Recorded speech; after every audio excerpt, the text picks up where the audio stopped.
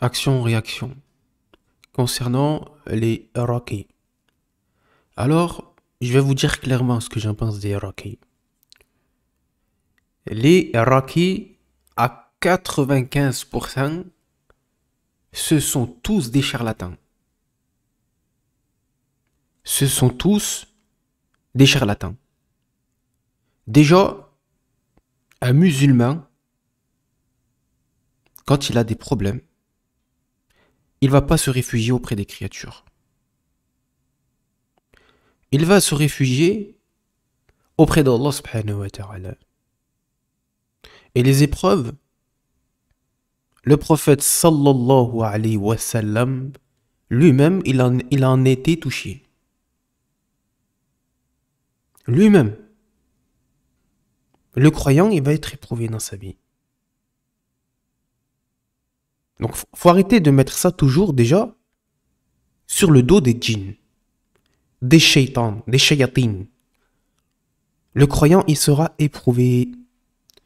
Pensez-vous qu'on va vous laisser croire sans vous éprouver? Allah subhanahu wa ta'ala le dit dans le Coran. On sera tous éprouvés, encore plus celui qui suit la sunna du prophète et qui suit la voie authentique, le manhaj salafi, la voie que le prophète sallallahu alayhi wa sallam et ses compagnons nous ont laissée. Tu seras éprouvé, toi ma sœur, toi mon frère, ainsi que moi. Qu'Allah nous aide et nous accorde son indulgence par rapport au climat, au contexte que nous vivons à notre époque. Donc, pour revenir, 95%, allez, peut-être même 97% des Iraqis sont des charlatans. Soit il y en a qui sont dans la sorcellerie, naram, ils vont vous parler d'énergie, de trucs. Eux, ils sont dans la sorcellerie, eux. Ils sont dans la sorcellerie. Et ils ont des pactes avec les djinns, avec les shaitans, et ils sont dans la sorcellerie. D'ailleurs, j'avais vu un sorcier, j'ai relevé des screens, j'ai relevé quelques paroles de ce sorcier-là, qui se prétend Raki. On fera ça la prochaine fois sur lui, parce que j'ai pas envie que la vidéo soit trop longue. On va surtout réagir à ce commentaire d'une sœur apparemment qui était voir un Raki. Juste, je vous montre c'est qui le sorcier en question, qui prétend faire des choses avec le Coran, guérir par le Coran, c'est-à-dire guérir de la sorcellerie, etc. Alors que lui-même c'est un sorcier. Fréquence vibratoire. Non, ça c'est le toucher des djinns, ça. Donc Warata 13, ça c'est un charlatan, ça, c'est un sorcier. C'est un sorcier. Et j'ai regardé un petit peu son site. Ça c'est un sorcier, ça. Qui se prétend Raki. Non. Mais ils vont essayer de dire voilà, avec le Coran, etc. Ouais, mais Allah subhanahu wa ta'ala, il regarde ta sincérité dans ton cœur. Il regarde ce qu'il y a dans ton cœur. C'est ça qui compte le plus. Est-ce qu'il y a des hypocrites qui récitent le Coran? C'est évoqué dans les textes. C'est évoqué dans les textes. Des gens qui récitaient le Coran, pourtant le Coran, dans leur tombe, va témoigner contre eux.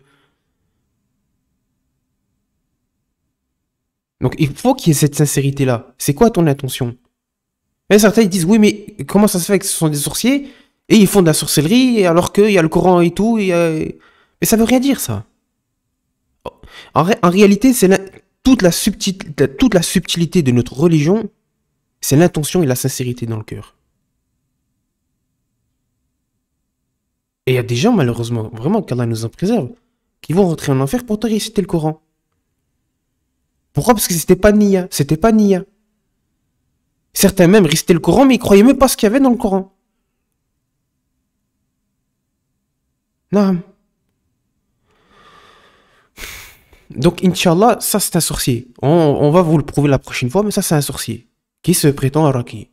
Et il y en a d'autres, des sorciers comme lui. D'ailleurs, ça c'est un sorcier d'Afrique, qui est en Afrique. Qui vend, pareil, qui vend des trucs, j'ai vu là, il vend ce truc-là à 70 balles, etc. Donc c'est aussi des charlatans dans ce sens, ils vont vous prendre de l'argent pour, soi-disant, vous faire une ruqya. Mais ça sort d'où, ça? Qui vous a précédé dans cela? Moi, je vois mal les compagnons, les tabi'in, prendre de l'argent aux musulmans pour leur faire une récitation du Coran. Ça n'a aucun sens. Et la meilleure des ruqya, c'est l'obéissance à Allah et l'éloignement des péchés. Parce que c'est les péchés qui ramènent les shaitans vers nous. C'est nos péchés qui ramènent les shayatines vers nous. Ce sont les péchés. Donc, c'est quoi qui éloigne les shaitans, les shayatines de nous? C'est l'obéissance à Allah subhanahu wa ta'ala, l'éloignement des péchés. Et vraiment, ce qui est le plus important, c'est le tawhid. La reconnaissance envers Allah subhanahu wa ta'ala. L'amour en Allah subhanahu wa ta'ala. Et Allah, il protège. Mais Allah, il éprouve aussi également.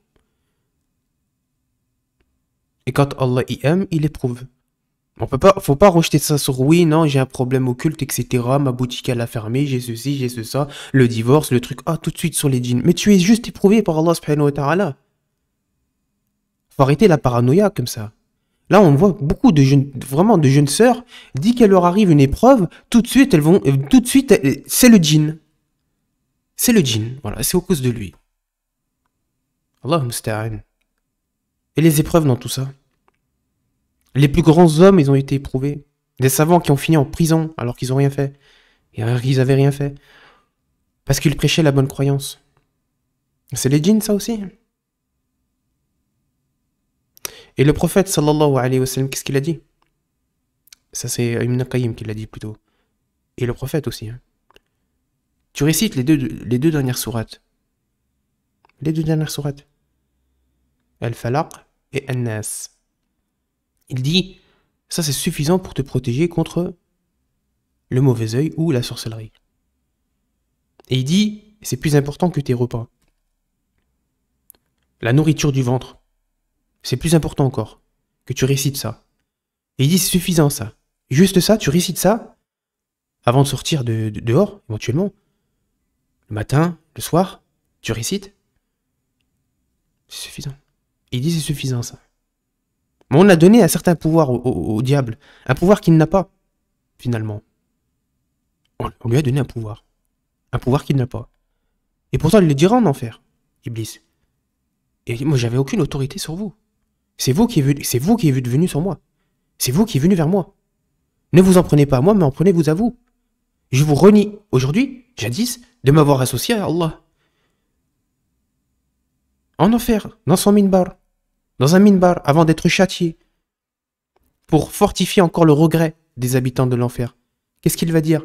Mais pourquoi vous vous acharnez sur moi? C'est pas moi.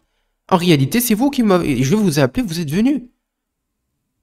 C'est vous qui êtes venu vers moi. Et c'est vous.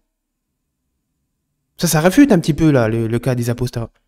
C'est toi qui as choisi. Allah subhanahu wa ta'ala, il t'a donné ce que tu aimais dans ton cœur. Iblis, il dira en enfer, c'est vous qui êtes venu vers moi. C'est toi qui as préféré la mécréance. C'est toi qui es venu vers moi.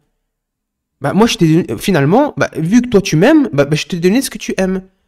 Et Allah subhanahu wa ta'ala t'a donné ce que tu aimes. Donc je dis pas que oui, effectivement, il y a du mal occulte. Oui, il y en a qui sont touchés par le mal occulte. Mais on est trop dans l'exagération par rapport à cela. Et on mélange les épreuves. Parce qu'on a tous des épreuves. Avec voilà. Dès qu'on est touché par une épreuve, automatiquement c'est le djinn. Automatiquement c'est les shaitans. Non, c'est pas les shaitans. Pas forcément. Surtout si tu pries dans l'obéissance à Allah subhanahu wa ta'ala. Et que tu t'éloignes des interdits d'Allah subhanahu wa ta'ala. S'il t'arrive une calamité, c'est que forcément c'est une épreuve. Si tu es un serviteur ou une serviteuse qui est sur le sentier d'Allah subhanahu wa ta'ala. Ce qui va faire que tu vas être touché par l'occulte, c'est surtout le fait que tu aies délaissé la prière, que tu aies délaissé les obligations d'Allah subhanahu wa ta'ala, que tu es dans les péchés constants, et que tu es dans l'éloignement d'Allah subhanahu wa ta'ala. Et même celui qui ne prie pas, Allah s'il n'a pas voulu qu'il soit touché par un mal, Wallah, il ne sera pas touché par un mal. Même si toute l'humanité se réunit pour lui faire ce mal-là. Voilà, même le kafir, même les kuffars. Si Allah il n'a pas voulu que ce mal il lui arrive, il lui arrivera pas. Et que dire du croyant? Donc le croyant il est éprouvé. Il est éprouvé. Et parfois il est puni. Mais par sagesse. Allah il punit ses serviteurs ici-bas, pas dans l'au-delà. Ici-bas d'abord. Pour le purifier avant de rentrer au paradis. Après, effectivement, il y en aura certains qui seront punis dans l'au-delà pour être purifiés avant de rentrer au paradis. Mais ça concerne uniquement les musulmans. Car les mécréants ont été interdits de miséricorde, comme c'est évoqué dans le Coran et la Sunna. Mais Allah, il peut nous punir ici-bas pour nous purifier, afin de nous faire rentrer au paradis directement après, sans passer par les tourments de la tombe ou encore l'enfer. Il nous punit, soit il nous éprouve parce qu'il nous aime, comme il a éprouvé le prophète sallallahu alayhi wa sallam et les compagnons pour nous éduquer, etc. Donc c'est pas une punition. Il y a deux types d'épreuves. Il y a l'épreuve parce que voilà, l'épreuve pour éduquer, parce qu'Allah subhanahu wa ta'ala nous aime. Mais dans tous les cas, même quand Allah il nous éprouve pour nous punir, c'est parce qu'il nous aime. Et lorsqu'il nous éprouve, des fois on est éprouvé, c'est pas pour nous punir qu'Allah subhanahu wa ta'ala il nous éprouve. Mais c'est pour nous tester, parce qu'il nous aime.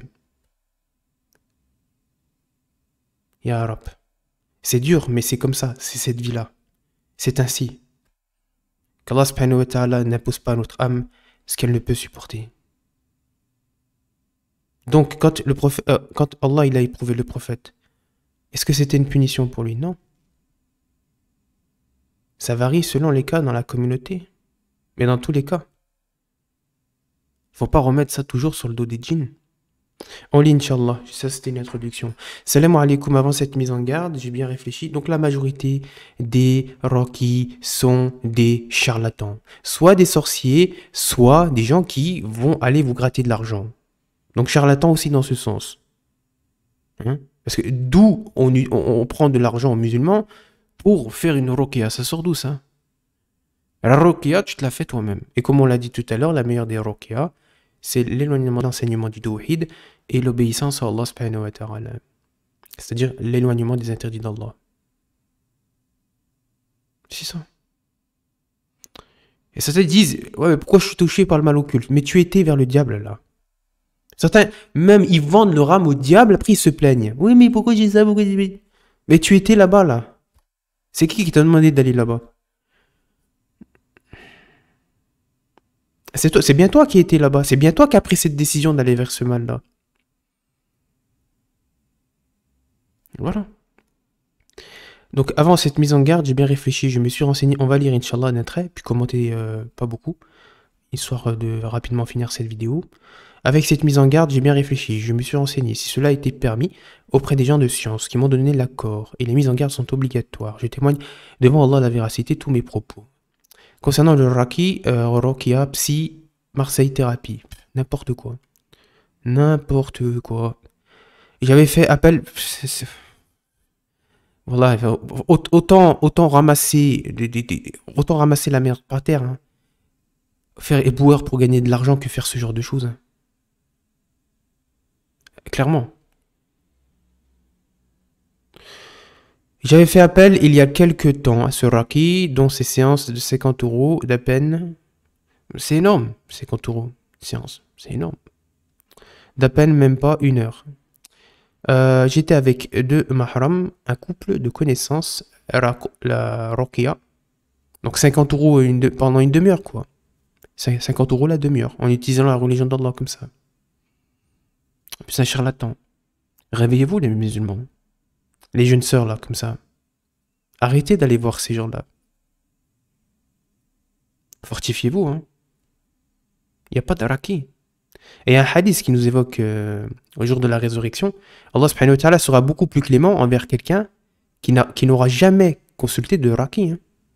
Parce que moi je vous le dis, à notre époque, celui qui va nous parler de Raqi à notre époque, je vais lui rire au nez. Hein. Alors je veux bien à l'époque du prophète, hein, parce que déjà c'était une récitation simple. Hein, c'était pas, oui, de l'eau, le truc, l'eau, le parfum, la vanille, le truc. Subhanallah. Je me moque pas, hein. Effectivement, il y a quelques quelques choses, il y a des plantes, etc. médicales, ok. Mais là, aujourd'hui, c'est du n'importe quoi, c'est du business, en fait. C'est du business. Donc, ça prouve que ces gens-là, ce sont des charlatans. Ça, c'est une preuve, ça. 50 euros la séance, de même pas une heure, du coup. Bah, une demi-heure, en gros, 50 balles.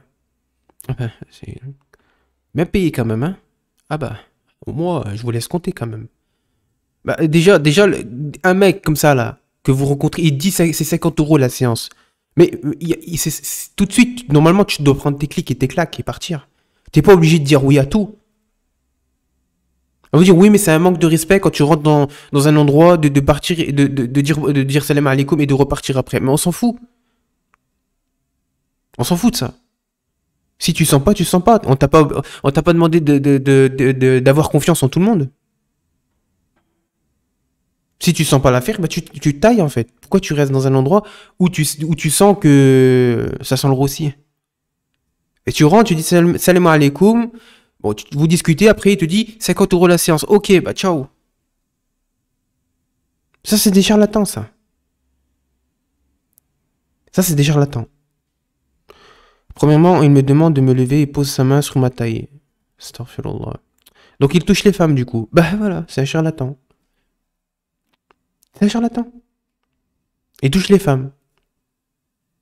Il connaît pas la religion alors. Parce que le prophète sallallahu alayhi wa sallam, il dit dans un hadith, il m'est préférable de m'enfoncer un clou dans la tête que de toucher une femme qui n'est pas la mienne. Wa alayhi salatu wassalam. Et il connaît pas. Il récite le Coran, mais il connaît pas ce qu'il y a dans le Coran ou dans la Sunna. Tu récites, mais tu connais pas ce qu'il y a dedans. Ou même tu ne l'appliques pas. Qu'Allah nous pardonne en cela. Mais là, toucher une femme, par exemple. N'importe quel musulman censé ne le ferait pas si c'est pas la sienne. Parce que c'est ta mère. Ou ta sœur. De sang. Ta famille, quoi.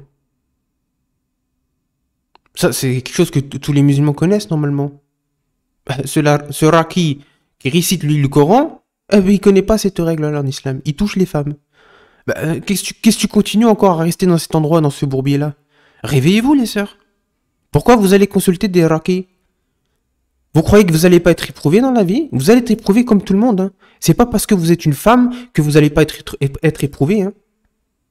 Vous allez être éprouvé comme tout le monde. Comme tous les musulmans. Et ce depuis 1400 ans. Tous les hommes, toutes les femmes ont été éprouvés. Comme Allah il le dit dans le Coran, par une perte de biens, par un petit peu de pauvreté, par de perte de proches, etc., etc. N'importe quel type d'épreuve. Ça peut être n'importe quoi, ça peut être même des blessures. Ya Rab, ça peut être des blessures à répétition, des entorses, des ligaments croisés.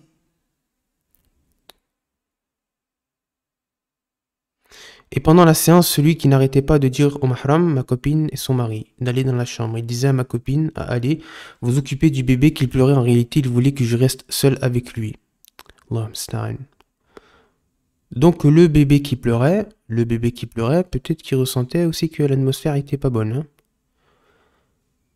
Pendant la ruqya, en récitant, il m'oblige à fermer les yeux, il porte atteinte à mon corps. Mais pourquoi tu restes là-bas en fait? À donner des coups de poing, dont certains presque à la poitrine. Puis avec un traversin, il appuie sur mon ventre, jambe et ma haoura, tout en récitant le Coran. Ouais, mais tu t'es fait berner. Tu t'es fait berner, ça veut rien dire ça. J'étais tellement choqué que je ne pouvais plus bouger. Alors, déjà, est-ce là la pratique d'une ruqya? Il n'y a pas de ruqya. La ruqya, c'est toi-même. C'est toi la ruqya. Tu vois là, t'as vu ta bouche, t'as une langue. Bah fais-toi ruqya. Ou alors, un membre de ta famille, c'est tout. Faut pas aller voir des inconnus. Faut arrêter ça. Frapper et toucher à la femme est interdit. Ouais, non. Il m'a demandé de toujours fermer les yeux, n'importe quoi.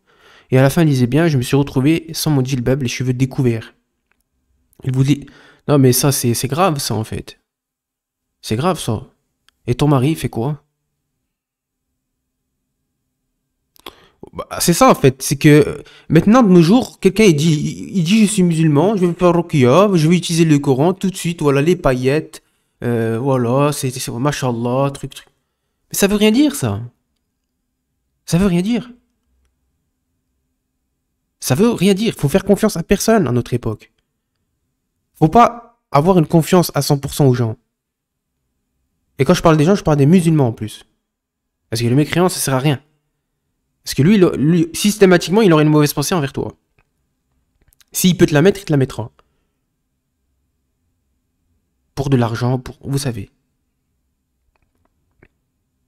Même les musulmans, faut pas leur faire tous confiance. Parce on a ce côté, on a ce côté aussi également qui est le mal. Qui est le mal. Et t'as des gens qui se font passer pour des musulmans alors qu'ils ne le sont pas. Alors les trois l'émotion. Et il faut être méfiant par rapport aux gens. C'est comme il l'a dit le prophète. Restez toujours méfiant. Qu'ils soient musulmans ou non musulmans. Il voulait voir mes cheveux. Il a même touché à ma tresse. A'oudou billah.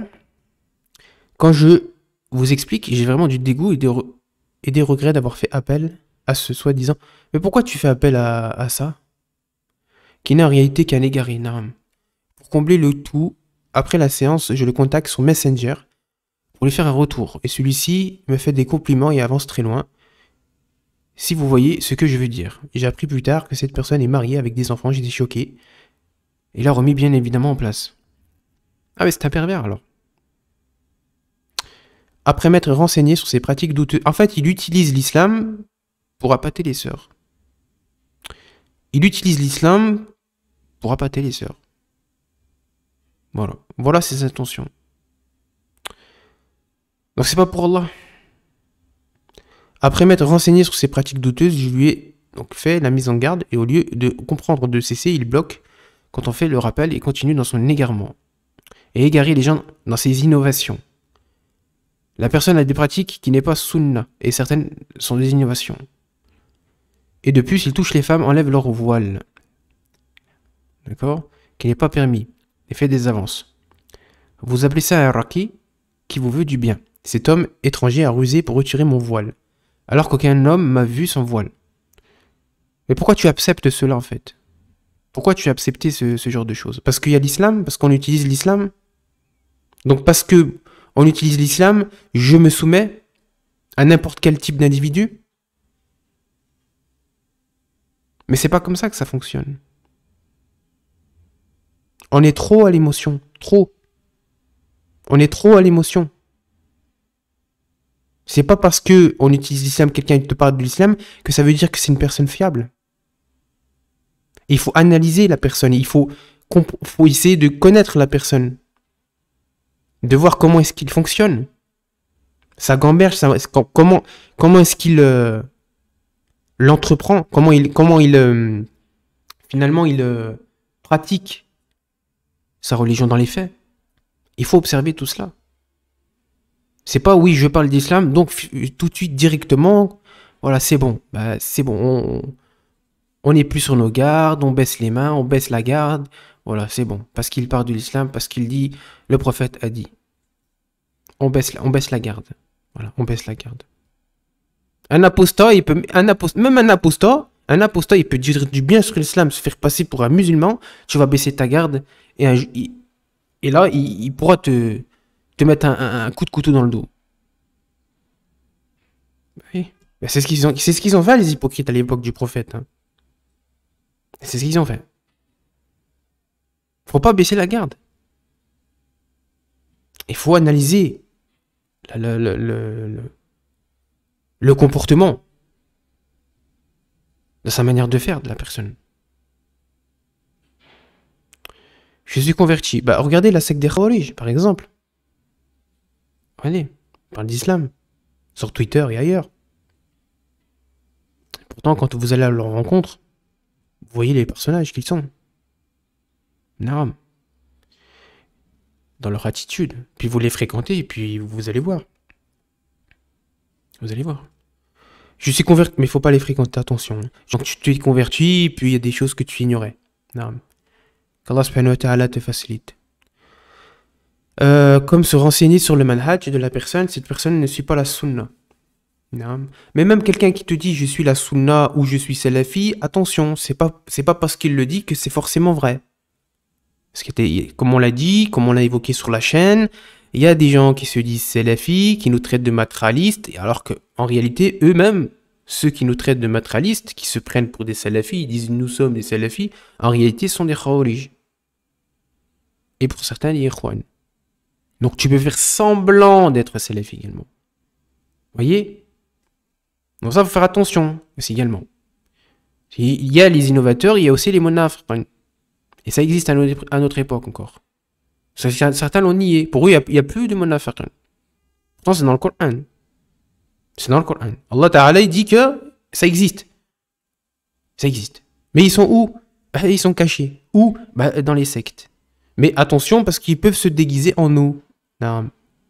Et on les reconnaît par rapport à leur attitude, leur méthode de pensée, etc. Et puis quand vous commencez à les fréquenter, vous allez voir même sur une courte période, il n'y a pas forcément besoin de les fréquenter trop longuement, vous allez voir que au final, ils sont pas clairs. C'est pour ça que les salafs, ils aimaient bien fréquenter en réalité les gens. Parce que sur Internet, c'est n'importe quoi, c'est du n'importe quoi. Tu fréquentes la personne et puis tu vas voir sur plusieurs mois ce qu'il est. Si c'est un vrai salafi ou pas. Wallah, c'est comme ça qu'il faut faire. C'est pas Twitter, truc. Et je doute qu'il fasse sa prière, Allahu A'lam. Mais en visitant sa page, il y a énormément d'innovations, qu'Allah nous en préserve, amin. Des choses qui ne font pas partie de la ruqya. Légiférez, ne vous fiez pas aux commentaires positifs de cette personne. Il y en a qui payent des bots. C'est pour ça, moi je vous dis, la vie, c'est pas Internet. C'est pas Internet. Il y en a qui payent des bots, qui font des faux commentaires, des faux avis, pour que vous veniez à ces choses-là. C'est un truc de business connu, ça. C'est très connu, ça. Mais un vrai musulman, un vrai musulman ne fait pas ce genre de choses. Wallahi, par amour pour Allah subhanahu wa ta'ala, par crainte envers Allah subhanahu wa ta'ala, il délaisse cela. Par fierté, par honneur aussi également. Donc, qu'est-ce qu'ils font en fait? Ils font de faux commentaires ou alors ils payent un logiciel de bots qui vont mettre 5 étoiles sur 5, ils vont faire des commentaires. Des commentaires truqués en fait. Donc, faut faire attention. Faut faire attention, faut être méfiant. Faut rester sur sa garde. Faut pas baisser la garde. Ce monde est maudit, comme il l'a dit le prophète sallallahu alayhi wa sallam. Il récite juste le Coran et vous fait vomir, mais ce sont des soins que vous pouvez le faire vous-même. Ça a plus d'impact pour l'avoir d'essayer. Lui fait cela et du haram, en plus en touchant des femmes. C'est un charlatan. C'est un charlatan. En ajoutant l'innovation assez pratique, puis il part en te faisant payer 50 €. Hasbunallah wa ni'mal wakil. Il reprend juste les pratiques du Raki Abu Ramam. Je ne connais pas.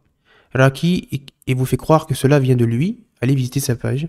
Abu Ramam Raki. Moi, je visite rien du tout. C'est un charlatan. Terminé. Vraiment, si vous êtes en grande détresse, même en pleine crise, ce que vous ne pouvez plus rien faire, ne vous jetez pas vers les Raki. En fait, il faut se jeter vers Allah. La tête contre le sol. Non. Tu es juste éprouvé, c'est tout. Même la sorcellerie, en réalité, c'est une épreuve d'Allah. Alors, je dis pas que ça vient d'Allah. Mais en réalité, tout ce qui est sur terre, c'est sa volonté. D'accord? Et le seul qui peut te retirer ce mal, en réalité, c'est Allah subhanahu wa ta'ala. Et c'est lui. Et c'est lui qui nous fera rentrer au paradis ou en enfer. Dans tous les cas.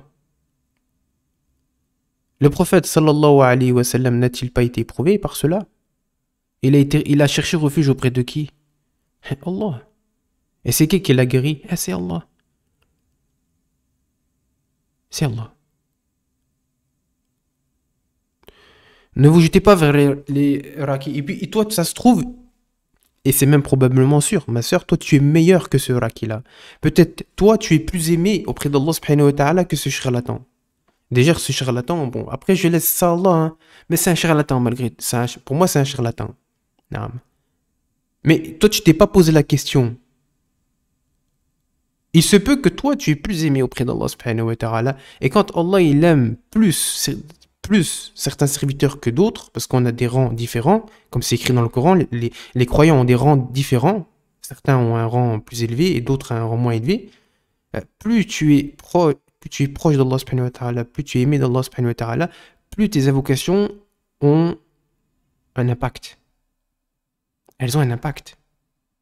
Regardez le prophète, quand il invoquait, subhanallah, pour l'un des compagnons, tout de suite c'était exaucé par Allah subhanahu wa ta'ala. Parce que il y avait de la puissance dans son cœur. Il était aimé d'Allah subhanahu wa ta'ala. Donc toi, tu t'es pas posé cette question-là. Parce qu'en réalité, le meilleur des rakis, là, ici, c'est toi. Parce que tu t'es pas posé la question. Peut-être c'est toi qui est plus aimé auprès d'Allah subhanahu wa ta'ala que cette personne-là. Donc, ton invocation, ta détresse, quand tu vas invoquer Allah subhanahu wa ta'ala, c'est toi qui as le plus de chances en réalité d'être exaucé par ta propre invocation. Et souvent on dit, ouais mais il faut demander des doigts. Ouais mais tu t'es pas posé la question, peut-être que ta doigt c'est celle qui fera plus la différence en réalité. Alors je dis pas, oui, des fois on peut demander des doigts parce qu'on sait qu'on a des rangs différents, on l'a évoqué. Mais tu t'es pas posé cette question-là ici. Vraiment, attendez, je reviens. 2 secondes. On poursuit, donc on en était où? Ici. J'ai juste été naïve dans ma détresse, qu'il en a profité, mais avec le temps, je me débrouille moi-même en plaçant ma confiance en Allah. Et vraiment, après cela, j'ai cessé de voir des raki et essayé de faire la rokia moi-même, et je remarque par Allah que notre rokia est plus efficace. Ben oui, c'est logique, parce qu'en fait, quand tu essaies de te faire rokia toi-même, comme on l'a dit de toute manière, la meilleure rokia, c'est le fait de s'éloigner des interdits d'Allah subhanahu wa ta'ala, le fait d'étudier sa religion, hein, de pratiquer sa religion, de connaître le tawhid, de s'éloigner des interdits d'Allah subhanahu wa ta'ala, ça c'est la meilleure des ruqyas, ça. C'est la meilleure. Et le diable, même lui, il te craint. Est-ce que tu es vers Allah? Et tu fais ce qu'Allah il te demande. Allah subhanahu wa ta'ala, il met sa protection autour de toi. Parce que tu es dans son obéissance. Donc le monde de l'invisible, il ne peut pas t'atteindre. Parce que Allah subhanahu wa ta'ala te protège. Donc quand tu seras éprouvé, si toi tu n'as rien fait en plus, que tu n'as rien à te reprocher, tu n'as pas fait une mauvaise action, dans tous les cas, ça peut être une épreuve. Tu es éprouvé. Et on va tous être éprouvés. On le saura tous. Non. Cette vie même, c'est une épreuve. Cette vie même, c'est une épreuve. Hein? On n'est jamais tranquille dans cette vie-là. J'ai juste été naïve, ok, on l'a lu. Et vraiment, après cela, j'ai cessé de voir des rakis. Alhamdulillah. Alors, tu dis que ça a été efficace, naam, parce que c'est la confiance en Allah. Tawakkul. Vu que tu n'as pas besoin, en réalité, d'aller voir un tel ou un tel. Et que tu as cette confiance en Allah. Et tu dis, moi, je suis capable de demander à Allah subhanahu wa ta'ala, sans intercession, sans intercesseur, qu'il m'aide dans cette affaire-là. Allah, il préfère cela. C'est la confiance en Allah. Qu'Allah nous aide en cela. Plus efficace que ces charlatans égarés et pervertis qui profitent de la faiblesse des femmes pour les toucher et nous dépouiller des hommes astronomiques, alors que la cause, on l'a fait pour Allah et ne sont que des profiteurs dans tout le sens du terme. Après, c'est pas que les hommes qui font ce genre de choses, parce que j'ai vu qu'il y a beaucoup de sorcières aussi. Hein.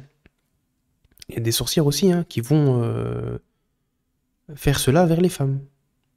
Ouvrir les hommes, elle peut pas, mais elles vont aussi profiter de la faiblesse de certaines femmes pour faire ce genre de choses. Hein. Donc on a des sorcières aussi. C'est pas que les hommes.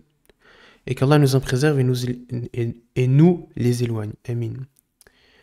Si vous patientez et placez votre confiance en Allah et que vous faites sans cesse vos soins, tout seul avec des hijamas, donc ça ok, il n'y a pas de problème, tu peux faire la hijama, sur les points ciblés du mal occulte, tous les 2 mois, sur les points ciblés du mal occulte, ouais, ça je sais pas vraiment... En fait, le mal occulte que tu as, toi tu n'as aucune preuve en fait que c'est un mal occulte. Tu n'as aucune preuve. Parce que, comme on l'a dit tout à l'heure, dans la vie, un homme et une femme croyantes sur le manhaj sera toujours éprouvé par Allah subhanahu wa ta'ala. Toujours. Dans sa vie, il sera éprouvé. Et il faut arrêter systématiquement de mettre ça sur le mal occulte. Ah, j'ai été touché par ça dans ma vie. Tout de suite, je vais aller faire la hijama, je vais aller faire une ruqya vers un raki. Non. Tu veux juste t'éprouver, c'est tout. Donc je dis pas qu'il faut pas faire la hijama. Si, tu faut faire la hijama. Mais faut se calmer. D'accord, faut se calmer. Tu pratiques ta religion, Allah subhanahu wa ta'ala, il n'impose pas à une âme ce qu'elle ne peut supporter. Tu pratiques ta religion, simplement, tu fais ce qu'Allah subhanahu wa ta'ala te demande, tu t'éloignes de ce qu'il n'aime pas, lui, subhanahu wa ta'ala, tu auras sa protection. Et après, tu auras les épreuves. Avec des séances de vomissement, vous constaterez que vous accélérez et guérissez vite. Non, vous pouvez le faire, ça. Je ne suis pas contre cela. La hijama, c'est une très bonne chose. Je vous parle de mon expérience auto-ruqya plus hijama, d'accord. Éloignez-vous de ces personnes égarées aux mauvaises intentions. Que ce soit l'interprétation de rêves ou pseudo-rakinam, qui suivent les passions de la dunya pour l'argent ou l'abus des femmes, ou bien les deux. Et non leur volonté est de guérir, c'est vrai. Pour la cause d'Allah, mais ce sont que des personnes qui profitent de la faiblesse des gens, qu'Allah nous en préserve. Tout est acté. Ces personnes rendant des comptes, aujourd'hui du jugement dernier, qu'Allah subhanahu wa ta'ala nous éloigne du mal de toutes les créatures. Non. Donc moi j'ai un conseil aux sœurs, c'est que vraiment, il faut vraiment vous fortifier. Hein. Arrêtez d'aller voir ces guignols. Hein. Wallahi. Hein. Toi, ma soeur, si tu es éprouvé, ben... Est-ce que... En fait, c'est à toi de te remettre en question. C'est à toi de te remettre en question. Vis-à-vis d'Allah subhanahu wa ta'ala. Est-ce que tu pries? Est-ce que tu portes le hijab? Est-ce que tu te pavanes sur les réseaux sociaux? Sur Snapchat? Sur TikTok? Il y a tout ça, il y a plein de choses, il faut que tu regardes. Est-ce que tu fais les causes, finalement, pour te rapprocher d'Allah subhanahu wa ta'ala, pour qu'il te protège? C'est ça le plus important, mes sœurs. Essaie, toi, de te remettre en question, de te réformer toi-même. Et tu verras que ça ira mieux après. Éloigne-toi de ce qu'Allah il n'aime pas. Prends connaissance de cela. Et aimons ce qu'Allah il aime. Et je le parle pour moi-même aussi également. Parce qu'on fait tous des péchés. Ces pauvres sœurs, elles vont voir des rakis, alors que dès la prière, dès le hijab, elles se pavanent sur les réseaux sociaux. Après, elle dit, je suis touché par. Mais ça se trouve, Allah, il te protège même, malgré que tu fasses ça, Allah, il te protège parce qu'il a vu que tu étais croyante. Et que tu es simplement éprouvé, et qu'Allah, il t'éprouve pour te montrer que tu prends pas la bonne direction. Et il veut juste te ramener vers lui, subhanahu wa ta'ala, et qu'il t'aime. Malgré le fait que tu es dans la désobéissance, Allah, il t'aime, et il veut te ramener vers lui. Et il t'éprouve comme ça. Il t'éprouve. Et toi, tu vas remettre ça sur le dos des djinns. Alors qu'Allah subhanahu wa ta'ala, il essaie de te ramener vers toi. De te ramener vers lui, excusez-moi. T'as pas compris que c'est des signes d'Allah? T'as pas compris qu'Allah, il a voulu, il veut que tu reviennes vers lui? Ces épreuves-là que tu as, ils ont bon dos, les djinns.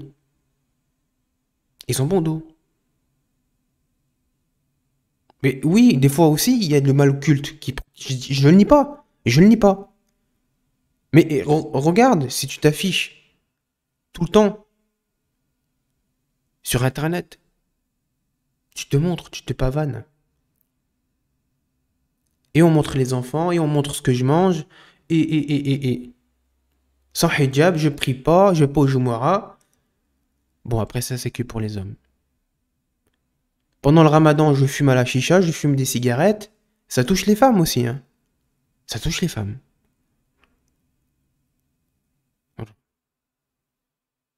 Voilà. C'est quoi la meilleure des rockers? Bah, on l'a dit. Bah, fais ce qu'il y a à faire. Fais une remise en question. Tes fréquentations, c'est quoi aussi les fréquentations que tu as? Ah oui. Et il faut faire des sacrifices. Bah, tu vas perdre des amis, certains amis, des faux amis. Mais au moins, tu verras, ça ira mieux dans ta vie après. Je pense que j'ai plus rien à dire, Inch'Allah. Non, de toute façon, il connaît pas la sunna, apparemment. Le prophète a dit, il m'est préférable de m'enfoncer un clou dans la tête que de toucher une femme qui n'est pas la mienne. Sallallahu alayhi wa sallam. Donc il n'applique pas Pourtant, on doit suivre le prophète, sallallahu alayhi wa sallam. 50 euros en même pas une heure. Tu fais 6 patients par jour. Ouais, c'est vrai, ça revient cher, hein. Attendez, on va compter, on va voir ce que ça fait. Bon, allez, on va dire... même une séance, ça dure une demi-heure, hein. À mon avis, une heure, c'est pas une heure, ok. Hein. On va dire une demi-heure, hein. Donc une demi-heure, c'est... 50 euros la demi-heure. On n'est pas trop mal, là, quand même. Bon, on va compter, donc on va mettre 50 euros. Bon, allez, 6 patients. On va dire qu'il va faire 6 patients dans la journée. Fois 6 égale 300 euros. 300 euros la journée. Et encore la journée, hein, parce que si c'est 30 minutes la séance. Allez, on va compter. On va compter, c'est quoi? Allez, on va mettre 30 minutes. 30 fois 6. Donc du coup, 30 fois 6, ça fait 180. Hein, 180 minutes pour 6 patients. Comme on l'a dit tout à l'heure, 300 euros. Et 180 minutes, ça représente quoi? Ça représente 3 heures. Donc en 3 heures, 180 minutes, 6 patients.